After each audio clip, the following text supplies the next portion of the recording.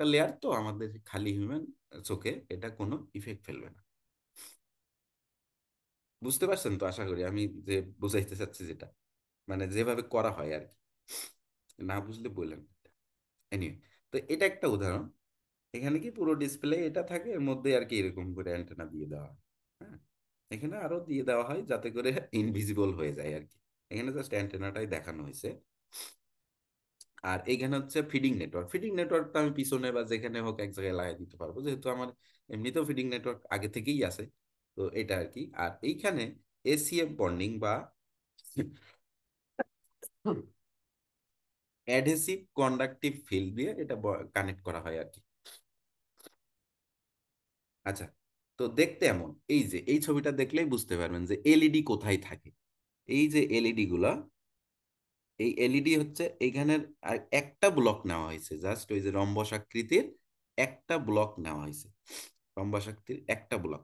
এখন এই একটা ব্লক, ওই প্রত্যেক ব্লকের মধ্যেই মূলত এলইডি গুলো থাকবে। এখন এটা ইমপ্লিমেন্ট করব কিভাবে? যেহেতু এলইডি গুলো হচ্ছে ফটোলিথোগ্রাফি, নাম শুনছেন হয়তো। ফটোলিথোগ্রাফি, এই যে এলইডি বা ট্রানজিস্টর বা এগুলো যে যে প্রসেসে বানানো হয় আর কি। তো ফটোলিথোগ্রাফির সাহায্যে এই অ্যান্টেনাটা ইমপ্লিমেন্ট করা হয়। কার সাথে? ওই যে এলইডি যে লেয়ারটা আছে বা আমাদের ডিসপ্লের যে এলইডি লেয়ার, ওইখানেই ফটোলিথোগ্রাফির মাধ্যমে এই যে মেটালিক যে থিন গ্রিড আর কি, এগুলো বসানো হয়। এখন এইখানে একটা ব্যাপার আছে, এক্স্যাক্টলি এই শেপে কেন দেওয়া? আরো শেপে হইতে পারে, বাট এই শেপে দেওয়া হয় কেন? ওই যে মোরি ইফেক্ট বলছিলাম, যেহেতু এলইডি ডিসপ্লে যেগুলা, এগুলো ব্লক বাই ব্লক পিক্সেল, এক একটা ব্লক বাই ব্লক এবং অতি ক্ষুদ্র ব্লক। এর উপরেও যদি আমি স্কোয়ার আর একটা ব্লক দিয়ে দিই, তো নর্মালি দেখা যায় এই মোরি ইফেক্ট হয়। মোরি ইফেক্টের কারণে আমাদের ডিসপ্লেতে একটা প্যাটার্ন ভিজিবল হয়ে যায়, যেটা দূর করার জন্যই মূলত এই শেপ একটু আলাদা করে আর কি গ্রিড গ্রিড আকারে দেওয়া হয়েছে। ঠিক আছে, তো এক্স্যাক্টলি এই কারণে আমি ওই সময় এই দুইটা বলছিলাম। আশা করি ক্যাচ করতে পারছেন।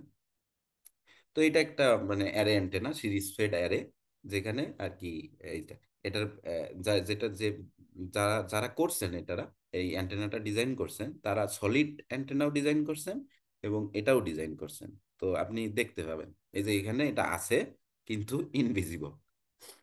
হ্যাঁ, এটা হচ্ছে সলিড মাইক্রোস্ট্রিপ অ্যারে।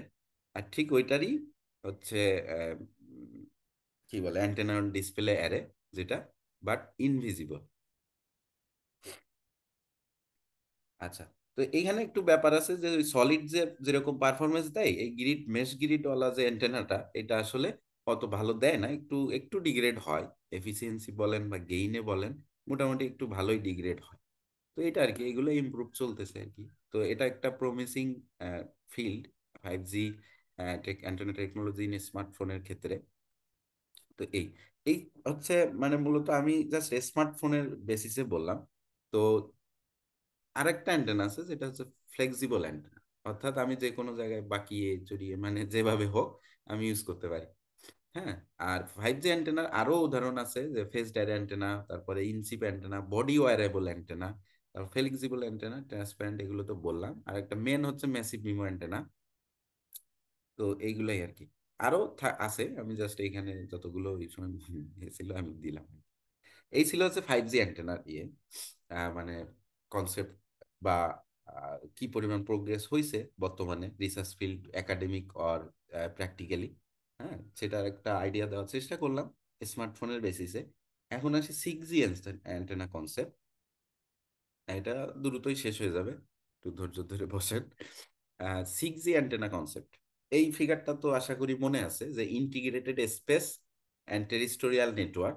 অর্থাৎ 5G ছিল ওয়ার্ল্ড পর্যন্ত, মানে কি বলে টেরিস্টোরিয়াল পর্যন্ত, অর্থাৎ আমাদের আর্থেই শেষ। হ্যাঁ, মানে সব উই আর মানে কি বলে পিপল থেকে অবজেক্ট কানেক্টিভিটি সব ছিল 5G পর্যন্ত। কিন্তু 6Gর মেন কনসেপ্টই হচ্ছে কি, যে আরে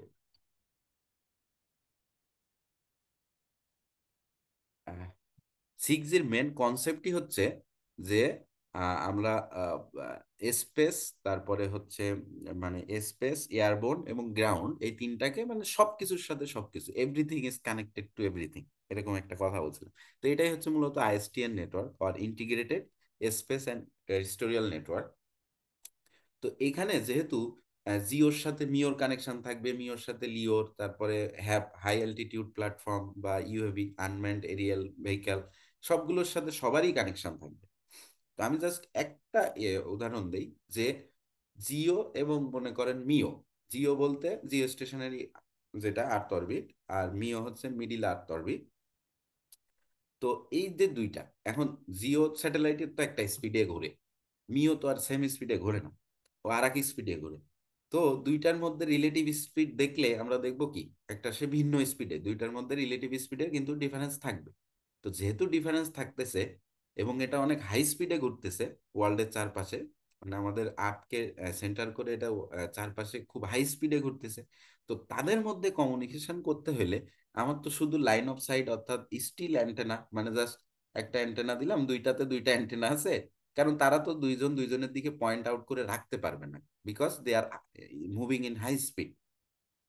তো এর জন্য আমাদের কি লাগবে, যে রেডিয়েশনটা হবে অ্যান্টেনা থেকে, ওই রেডিয়েশনটা যাতে বিম অর্থাৎ রেডিয়েটেড বিমটা রিকনফিগার করতে পারে, অর্থাৎ মানে নেসেসিটি অনুসারে সে সেই দিকে যাবে, বিম ফর্মিং অ্যান্টেনা বা ফিগারেবল অ্যান্টেনা। তারপর মনে করেন ফ্রিকোয়েন্সি সুইচ করা লাগবে, কেন, কারণ এখানে আর্থ স্টেশন থেকে বা বেজ স্টেশন থেকে হচ্ছে স্যাটেলাইট স্টেশনে, আবার স্যাটেলাইট কমিউনিকেশন হচ্ছে ভিন্ন ফ্রিকোয়েন্সিতে কাজ করে, আমাদের বেজ স্টেশন হয়তো আর এক ফ্রিকোয়েন্সিতে কাজ করে, অর্থাৎ ফ্রিকোয়েন্সি সুইচও লাগবে।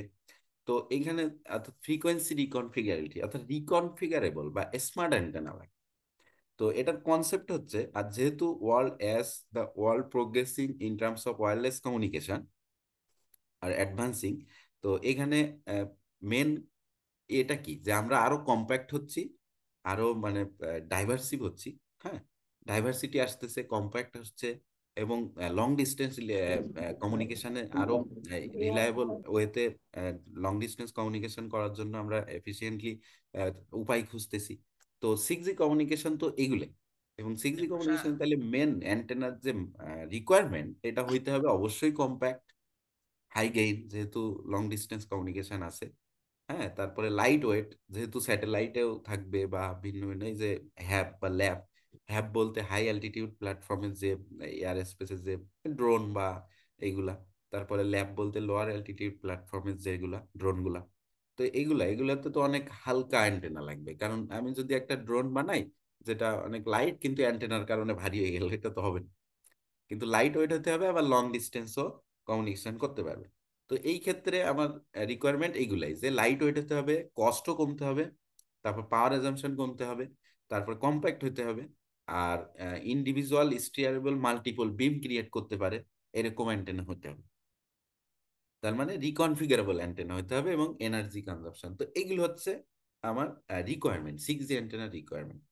এবং কম্প্যাক্টের চিন্তা করলে আমি যদি দেখি যে 5G মিলিমিটার ওয়েভ যেটা, আর 6G তো টেরাহার্জ রেঞ্জে, এটা বোধহয় বলছি আগেও, 6G হচ্ছে টেরাহার্জ রেঞ্জে, অর্থাৎ বিয়ন্ড 100 গিগাহার্জ। তো টেরাহার্জ রেঞ্জে যেহেতু ফ্রিকোয়েন্সি বাড়লে অ্যান্টেনার সাইজও কমে, তো দেখা যাচ্ছে এখানে অলরেডি অ্যান্টেনার সাইজ আরো কমে আসবে জাস্ট ফ্রিকোয়েন্সির কারণে। এখন এই যে নর্মালি 1/4 একটা 5G মিলিমিটার ওয়েভ যদি অ্যান্টেনা 20 মিলিমিটার বাই 5 মিলিমিটার হয়, ঠিক এই একটা সাব সিক্স মানে সাব 6G সাব টেরাহার্জের একটা 4/4 অ্যান্টেনা মাত্র 5/5 মিলিমিটার। আমি জাস্ট কম্প্যাক্টনেসের একটা জাস্ট তুলনা দিলাম আর কি। তো আমি বেসিক যে 6G কমিউনিকেশনের আমি জাস্ট এখানে আর মোবাইল বা স্মার্টফোন এগুলো বলতেছি না, কারণ এখানে স্পেস তারপরে ইয়ারবোন এগুলো সব কানেক্টেড। তো তো এখানে স্মার্ট অ্যান্টেনা যেটা, এটা সব থেকে জরুরি। মোবাইলের এটা আমি পরে আসতেছি লাস্টে আর কি। তো এখানে রিকনফিগারেবল অ্যান্টেনা লাগবে, রিকনফিগারেবল বলতে যারা প্রয়োজন অনুসারে রিকনফিগার করতে পারে বা চেঞ্জ করতে পারে নিজেদেরকে। হ্যাঁ, তো কি কি হইতে পারে, একটা হচ্ছে পোলারাইজেশন। পোলারাইজেশন কেন লাগে, কারণ আমরা যে কমিউনিকেশন করি, তো এই কমিউনিকেশনে তো অনেক বাধা আছে, একটা সিগন্যাল এক জায়গা থেকে আরেক জায়গায় যেতে হলে এখানে মাল্টিপাথ ফেডিং হয়। হ্যাঁ, তো ওই যে বিল্ডিং এ বা সারফেসে রিফ্লেক্ট হয়ে সিগন্যালের পোলারাইজেশন বা সিগন্যালের ওরিয়েন্টেশন চেঞ্জ হয়ে যাওয়াটাকেই বলে পোলারাইজেশনের চেঞ্জ আর কি। তো পোলারাইজেশন ডাইভার্সিভ অ্যান্টেনা হতে হবে। প্যাটার্ন মানে বিম, যেটা বিম সুইচিং, বিম ফর্মিং, এইগুলা। ফ্রিকোয়েন্সি বলতে এক ফ্রিকোয়েন্সি থেকে আরেক ফ্রিকোয়েন্সিতে যাওয়া, এবং এইগুলার কম্বিনেশন একটা কম্পাউন্ড যেটাকে বলতেছি, মানে অ্যান্টেনা হইতে হবে মাল্টিপল মাল্টিফাংশনাল। পোলারাইজেশন প্যাটার্ন বা প্যাটার্ন ফ্রিকোয়েন্সি বা ফ্রিকোয়েন্সি পোলারাইজেশন এরকম যদি হয়, তাহলে এগুলোই মূলত 6G অ্যান্টেনার রিকোয়ারমেন্ট এবং স্মার্ট অ্যান্টেনার ধরন। এখন এই যে রিকনফিগারেবল অ্যান্টেনা বা রিকনফিগারেশন টেকনিক কি কি হইতে পারে? একটা আছে ইলেকট্রিক্যাল, অর্থাৎ সুইচ ইউজ করা। একটা আছে অপটিক্যাল, হ্যাঁ মানে ওই যে ফটো কন্ডাক্টিভ যে ম্যাটেরিয়াল ইউজ করা। একটা আছে ফিজিক্যাল, অর্থাৎ অ্যান্টেনার শেপ এমন ভাবে পাল্টানো যাতে সে দুই তিন রকম কাজ করতে পারে একটা অ্যান্টেনাই। আর একটা হচ্ছে স্মার্ট ম্যাটেরিয়াল, কিছু লিকুইড আছে, ওই লিকুইডের ইউজ করে সুইচিংটা করা। যেহেতু রিকনফিগারেশন আসলে সুইচিং ছাড়া হয় না, একটা হচ্ছে ওই স্ট্রাকচারাল অল্টারেশন ওইটা বাদে, বাট এমনি সুইচিং লাগে। তো এই সুইচিংটা লিকুইড দিয়ে করা। এটা উদাহরণ খুঁজলে আমি আর এখন স্পেসিফিক দিলাম না, বাট এটা খুঁজলেই পাবেন আর কি। এটার উদাহরণ অ্যাপ্লিকেশন এই সবই আর কি, 5G 6G, তারপরে ডিরেকশন অফ এস্টিমেশন, তারপর ইউএভি, স্যাটেলাইট, হ্যাঁ এইগুলোতেই মূলত এটা ইউজ হয়। আর লাস্টে 6G কমিউনিকেশনের যে, আমরা একেবারেই লাস্টে চলে আসছি। লাস্টে হচ্ছে 6G কমিউনিকেশনের যে ইয়েটা মানে মোবাইল দিক দিয়ে বা আর্থ এদিক দিয়ে করতে হইলে একটা কথা হচ্ছে, আমরা যে বারবার করতেছি যে আমাদের ফ্রিকোয়েন্সি স্পেকট্রাম কম, মানে ফ্রিকোয়েন্সির অ্যালোকেশন বা আমাদের রিসোর্স যেটা ফ্রিকোয়েন্সি স্পেকট্রামের মানে রিসোর্স কম। তো রিসোর্স কম হওয়ার কারণে কি আমরা বিভিন্ন টেকনিক অ্যাপ্লাই করি, যে এই যে প্রথমে ফ্রিকোয়েন্সি ডিভিশন মাল্টিপ্লেক্সিং ছিল, ওটা তো হচ্ছিল না, এরপরে অর্থোগোনাল ফ্রিকোয়েন্সি মাল্টিপ্লেক্সন আসছে, হ্যাঁ মাল্টিপ্লেক্সিং আসছে। এরপরে ওটা তো যখন হচ্ছিল না, তখন আমরা কি করলাম যে নোমা বা নন অর্থোগোনাল মাল্টিপল মাল্টিপল অ্যাক্সেস বা মাল্টিপ্লেক্সিং, যেখানে হচ্ছে পাওয়ার ডোমেনটাও ক্যালকুলেট করে। তো এটাও এখন এই সবগুলাই, যত সবগুলাই কিন্তু ইমপ্রুভ হয়েছে, অর্থাৎ আমার